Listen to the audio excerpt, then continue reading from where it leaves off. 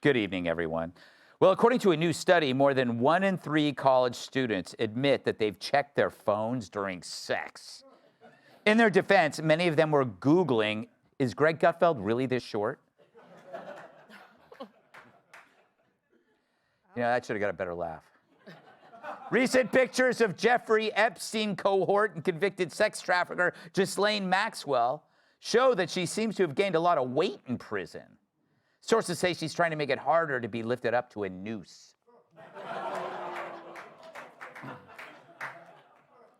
Illinois daycare worker gave toddlers laxatives so they would get sent home. But it's not an uncommon strategy. One woman used to do it all the time to her boss.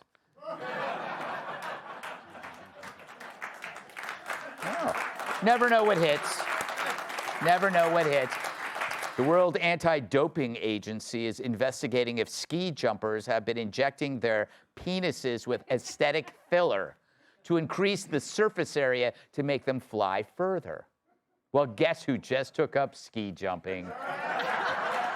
Good for him. Yeah. But the coldness cancels everything out, so I don't get it.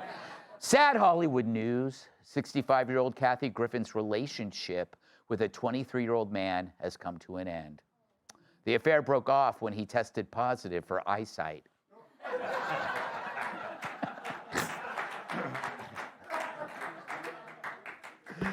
A congressional inquiry is being led by Republicans to determine how Ilhan Omar achieved so much wealth. And Ilhan has already hired the law firm Allah and Akbar. Finally, on Monday, voluptuous actress Sydney Sweeney rang the opening bell at the New York Stock Exchange. Meanwhile, in Chicago, another large-breasted individual rang the Taco Bell.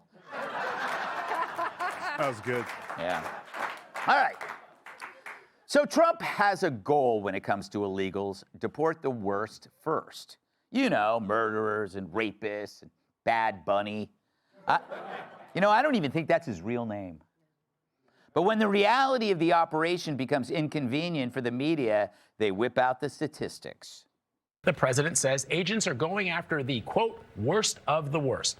But a new government document obtained exclusively by CBS News reveals who exactly ICE is going after, and it's not what we've been told. Here are the numbers. Fewer than 14% of the nearly 400,000 undocumented immigrants arrested by ICE over the past year had charges or convictions for violent crimes. That means roughly 60% did have some kind of criminal charge or conviction, but again, the vast majority were not for violent offenses.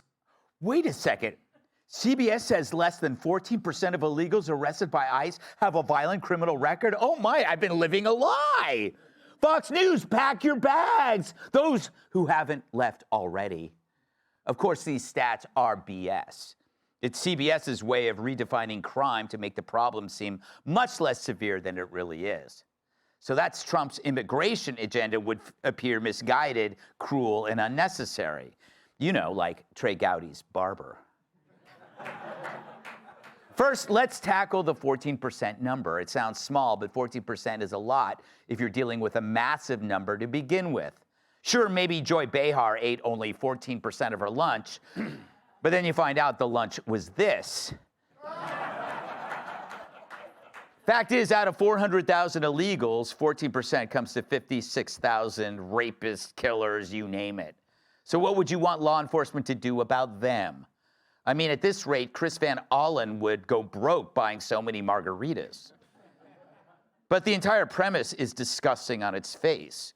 CBS admits that 60% arrested had criminal charges or convictions. But don't worry, the majority were nonviolent, which is supposed to make you think of harmless offenses like parking tickets, jaywalking, or marrying your brother. But what's really classified as nonviolent? Drug trafficking, child porn, fraud, DUI, human smuggling, all the awful things that make me distrust people that own vans. So harmless, right? We've all smuggled a kid once or twice in our carry-on bags. We've all driven drunk when your helicopter can't land you near Hooters. So what the CBS? What are you trying to do here? It's like you want more people to die. But it gets worse. CBS's bombshell report also claims that 40% of ICE arrestees had no criminal past. They seem to mean here in the U.S. ICE arrested this guy last week. He's an MS-13 member who shot, tortured, and murdered 5 people. But forget it, people, in El Salvador. So I guess he's nonviolent since he wasn't convicted here. You know who else didn't have a violent criminal history here? The illegals who killed Laken Riley, Rachel Moore, and Jocelyn Nungary. Or the scammers running fake daycares that haven't been prosecuted yet. But if you commit a crime outside the U.S., it doesn't count. I guess we owe Nicolas Maduro an apology.